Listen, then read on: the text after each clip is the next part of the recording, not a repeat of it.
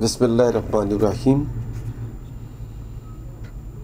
দূরে কাছে, দেশে অথবা প্রবাসে যে যেখান থেকে দেখছেন বা পরবর্তী যারা দেখবেন, প্রত্যেককে আমার পক্ষ থেকে human rights watch trust of বাংলাদেশের পরিবারের পক্ষ থেকে অসংখ্য ধন্যবাদ জানাচ্ছি, কৃতজ্ঞতা জানাচ্ছি লাইক, কমেন্ট এবং শেয়ার করার জন্য। আপনারা দেখছেন সত্যর পক্ষে সবসময় মা টেলিভিশন চ্যানেলের মাধ্যমে। মা টেলিভিশনের কর্ণধার শাহজাহানকে আমার পক্ষ থেকে ধন্যবাদ জানাচ্ছি।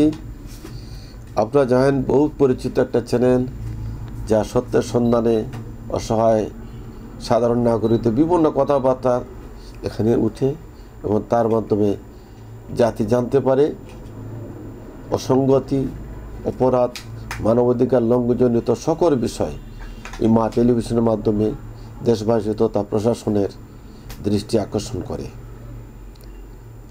আজকে তার ধারাবাহিকতায় আপনাদের সামনে আমি উপস্থিত হয়েছি মোহাম্মদ দেলোয়ার হোসেন খান, কেন্দ্রীয় chairman human rights watch trust of বাংলাদেশের।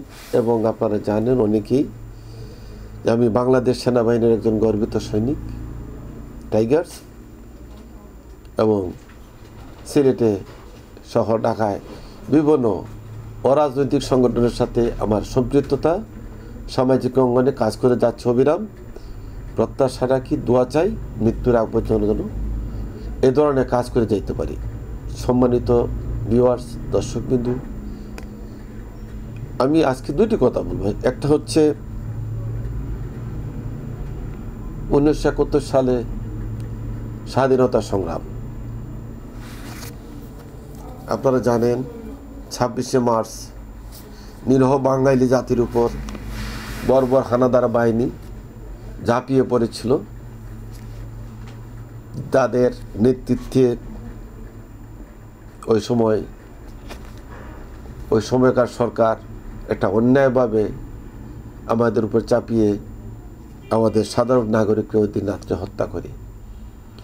তারই প্রতিবাদে বিস্ফোরিত করে বাংলাদেশ এবং তৈরি হয় অস্থায়ী সরকার, মুজিবনগর সরকার।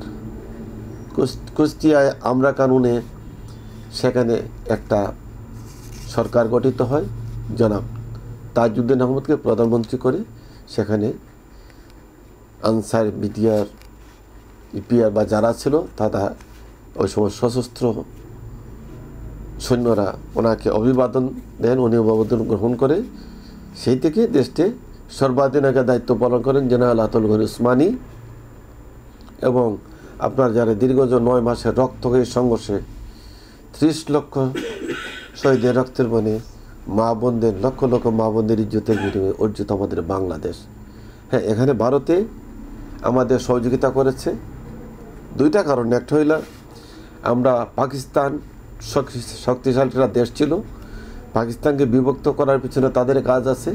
তাছাড়া আমাদেরকে যে সমস্ত লোকদেরকে তাদের দেশে আশ্রয় দিয়েছিল, আমাদের বিদেশ থেকে যে সমস্ত সহায়তা আসছিল তার বেশিরভাগই তারা নিয়ে গেছে এবং প্রত্যেকটা কাজে লাভ ছাড়া কেউ আসে না এখানে, আপনারা জানেন। সেই ক্ষেত্রে তাদেরকেও আমরা ধন্যবাদ জানাই। সাম্প্রতিককালে বাংলাদেশের কিছু লোক তারা বলছে যে 72 সংবিধান তারা মানে না, ছুড়ে ফেলে দিবে বা অন্য কিছু। এতে অন্য পক্ষ তারা মনে করে এটা সঠিক না। তারা মনে করে 71-এ যারা 30 লক্ষ জীবন দিয়েছে, আহত হয়েছে, অনেকের বাড়িঘর জ্বালিয়ে দিয়েছে, লক্ষ লক্ষ মানুষ গৃহহারা হয়েছে এবং অনেক মা বোনের ইজ্জতের বিনিময় অর্জিত বাংলাদেশ। হ্যাঁ, কোনো সমস্যা থাকলে এই সংবিধানের আংশিক পরিবর্তন আনা যাবে, বিভিন্ন ধারার পরিবর্তন আনা যাবে, সময়ের আলোকে সেটা করা সম্ভব।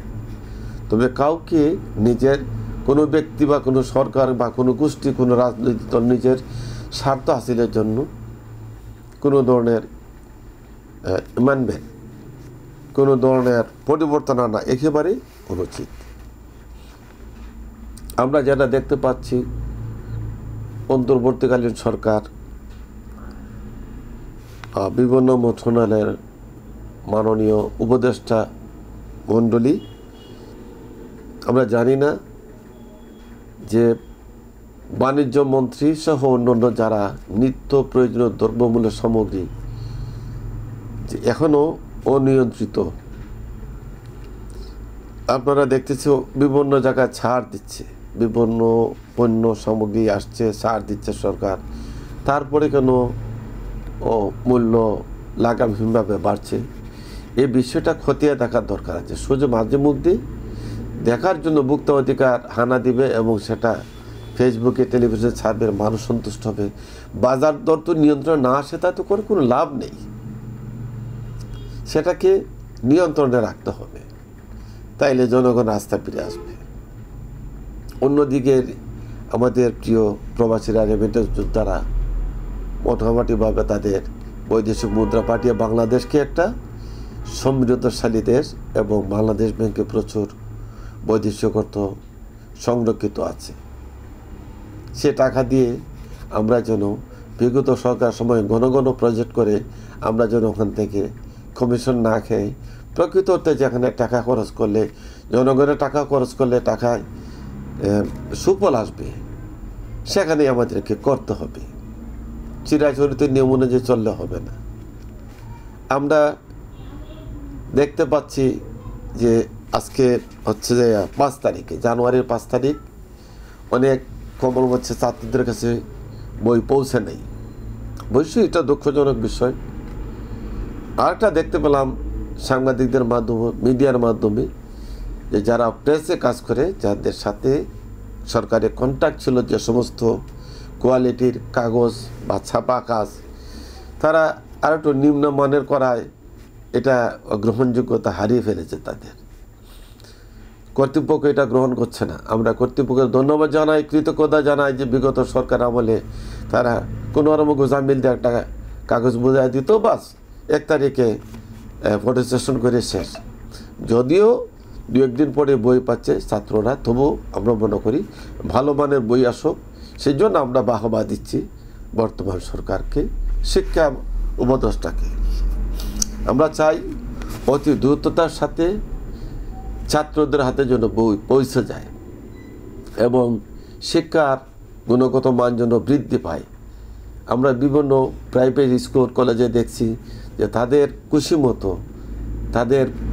খুশি মতো তারা নিয়ম নীতি সৃষ্টি করে স্কুল চালাইতেছে এবং অনেকাংশে মান বাড়ছে না। বিভিন্ন সরকারি স্কুলে দেখছেন নামমাত্র টিচাররা আছে, যায় ছেলেদেরকে ভালো সুশিক্ষায় স্বীকৃতি দিতে পারে না এবং পড়ার মনোনিবেশ তাদের সৃষ্টি করতে পারে না। বিভিন্ন ধরনের টাস্ক দিয়ে, প্রজেক্ট দিয়ে তাদেরকে ভিন্নভাবে নিতেছে, তাদের মাথায় কিছু ঢুকতেছে না। সেগুলো পরিহার করতে হবে। প্রকৃত অর্থে বিশ্বের সাথে তাল মিলে বাংলাদেশকে এই যে সুশিক্ষা শিক্ষিত করে সুনাগরিক হিসেবে গড়ে তোলার সেই বিষয়টা মাথায় রেখে আগামী দিনগুলো এগিয়ে নিয়ে যেতে হবে। এবং পরবর্তীতে আসি বাজেটের বিষয়ে। এবার বাজেটে যেন গরিব মারার বাজেট না হয়।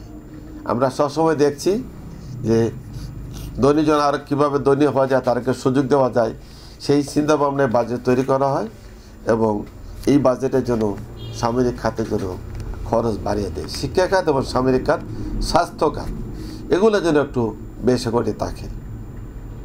কারণ মূল বিষয়টা হলো শিক্ষা ছাড়া আমাদের চলবে না। সেই ক্ষেত্রে স্বাস্থ্য, শিক্ষা আর সামরিক বাহিনী, এই 3টাকে অগ্রাধিকার দিয়ে আপনি বাজেটকে তৈরি করতে হবে। সম্মানিত বিয়াস, প্রিয় দর্শকবৃন্দ, যারা দেখছেন, যারা শুনছেন, পরবর্তী যারা দেখবেন, প্রত্যেকের প্রতি অনুরোধ করব, এই মা টিভিকে আপনারা শেয়ার দেন এবং অন্যকে দেখার সুযোগ করে দেন। তাহলে আমার বক্তব্য, আপনাদের পছন্দের মানুষের বক্তব্য মা টিভির বক্তব্য বহুলাংশে প্রচারিত হবে এবং আপনারা এই মা টিভিকে বিজ্ঞাপনে দিতে পারেন। তাইলে মা টিভিটা আপনাদেরকে চমৎকার চমৎকার অনুষ্ঠান বক্তব্য দিতে পারবে। আমি এর বেশি কিছু বলবো না, আজকে এতটুকুই। এবং আমরা প্রত্যাশা রাখবো যারা বৈষম্য বিরোধী আন্দোলনের এখানে আসো যারা বৈষম্য বিরোধী আন্দোলনে যারা প্রাণ দিয়েছে, আমরা তার রুহের মাগফিরাত কামনা করছি। যারা মারাত্মকভাবে আহত হয়ে কাতরাচ্ছে তাদের সুস্থতার জন্য দোয়া করছি। এবং সুস্থতা দোয়া করলে হবে না, সরকারকে তাদেরকে সুস্থতা করার জন্য তাদেরকে এগিয়ে আসতে হবে। যেমন আমাদের এখানে এই ওনার নাম আজগর আলী, জালালাবাদ থানা, উনি ধারে ধারে ঘুরছে ওনার চিকিৎসার জন্য, বিভিন্ন জায়গায় ধর্ণা দিচ্ছে। জেলা প্রশাসন, বিভাগীয় প্রশাসন এবং হাসপাতাল সব লেভেলে উনি দৌড়াদৌড়ি করছে। আমরা বিভিন্ন জায়গায় চিঠি চালাচালি করতেছি। একবার সামান্য কিছু টাকা দিচ্ছে, আর কোনো খোঁজখবরও নাই। ওনাকে ওনার সমস্ত শরীরে এখানে প্রিন্টার্স আছে, শত শত প্রিন্টার্স আছে। এই বয়সে 70 বয়সের বৃদ্ধ আজগর আলী এখন খুবই আর্থিকভাবে অসুস্থ, শারীরিকভাবেও খুবই অসুস্থ এবং বিভিন্নভাবে। তাছাড়া তার একটা ছেলেকে মানব পাচারকারীদের হাতে পড়ায় আজকে সে বিদেশে, সৌদি আরবে কাজ ছাড়া, কাম ছাড়া, কাগজ ছাড়া, ডকুমেন্ট ছাড়া অসহায় মধ্যে দৌড়াদৌড়ি করতেছে। আমরা তার সহায়তা করার চেষ্টা করতেছি, পারছি না। আমরা প্রকৃত অর্থে যারা ওই সময় আহত হয়েছে, সামনাসামনি প্রতিবাদ করেছে নাগরিকরা, এদের মতন তাদেরকে, এদের যেহেতু এদের পরিবারের ছাত্র নাই, সেক্ষেত্রে তাদের দেখার মতন কেউ নাই। আমরা প্রত্যাশা রাখবো এই বিষয়টা মা টেলিভিশনে যারা দেখছেন, যারা দেখবেন, কেউ যদি হাত বাড়িয়ে দিতে চান এই আজগর আলীকে মা টেলিভিশনের মাধ্যমে যোগাযোগ করতে পারেন। আমি Delwar Khan, human rights watch trust of বাংলাদেশের পক্ষে অনুরোধ করছি, যদি সম্ভব হয় তাইলে তাকে সুচিকিৎসা একটা ব্যবস্থা করবেন। এক তো বয়সের বাড়ে, দ্বিতীয়ত লেগে এই প্রিন্টাসের যন্ত্রণায় উনি ঘুমাতে পারে না, অসহ্য যন্ত্রণার মধ্যে আছে। সরকারি হসপিটাল গেলে কয়টা ওষুধ দেয়, বিতাড়িত করে দেয়। ওনাকে ভর্তি করে কমপক্ষে 5-7 দিন এটা ট্রিটমেন্ট দিত, যতটুকু সম্ভব তাতে ভর্তি করে বাইর করতো গুলিগুলা। তার চেষ্টা করে না কখনো। আমরা আশা করব সিলেট ওসমানী মেডিকেল হাসপাতালের মাননীয় পরিচালক মহোদয়কে আমরা চিঠিতে অনুরোধ করব তাকে একটা সুচিকিৎসার ব্যবস্থা করে, তাকে হাসপাতালে ভর্তি করে একটা সুচিকিৎসা করে আল্লাহর জন্য সে পর্যন্ত তাকে সুস্থ রাখে।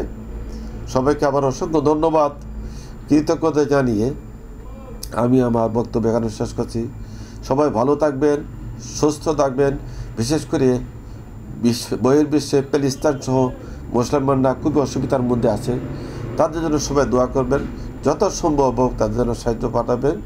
সবাইকে আবার আন্তরিক অভিনন্দন জানিয়ে বিদায় নিচ্ছি। আসসালামু আলাইকুম ওয়া রাহমাতুল্লাহি ওয়া বারাকাতুহু।